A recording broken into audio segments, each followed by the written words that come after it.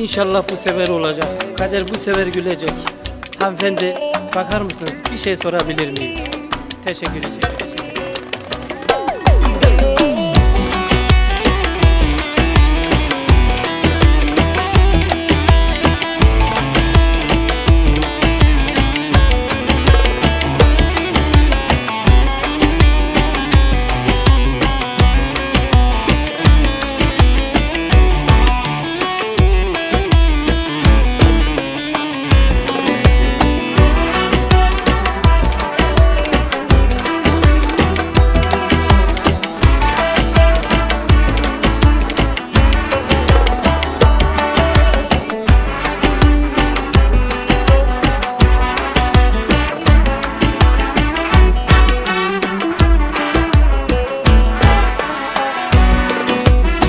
Bir hatan olmadı bilesin bana, sana değil kaderime dargınım.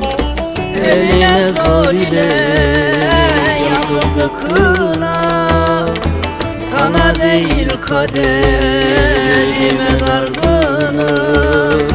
Sana değil ben dünyaya dargınım. Hançer gibi sözler saplandı döşe, adımı çıkarttım sarhoş keşe. Mekanım meyhane, bir kuytu köşe, sana değil kaderime dargın. Her gece isyanım dilden aramsın, helal değil biliyorum haramsın. Yüreğimde kapanmayan yaramsın, sana değil kaderime dargın.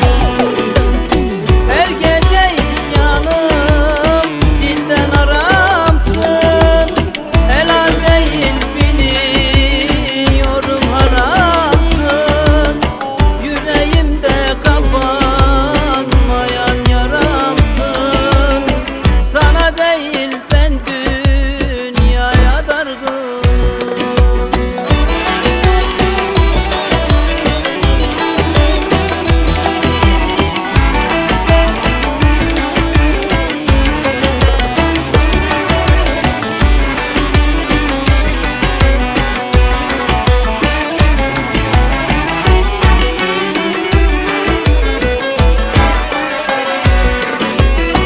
Bizi ayrı koyan Allah'tan gülmez.